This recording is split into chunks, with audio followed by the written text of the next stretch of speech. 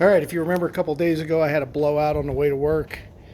I'd really been pushing it with these tires for a couple years, so it's no wonder that this thing came apart. Luckily, I had the original spare and rim underneath the truck. Of course, that was a nightmare to try and get out from under it, but I've decided to upgrade. So what I'm going to be putting on here is these Hangover Mutter Truckers, and they are 315/75 R16.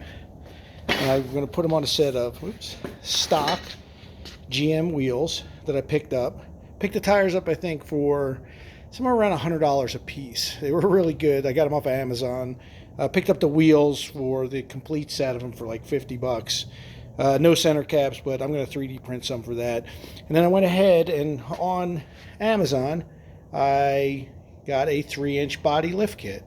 So we're going to install all this stuff on Betsy and give her a new look. And it's going to be time for some paint and some body work and get her back to her original glory. So stay tuned for that.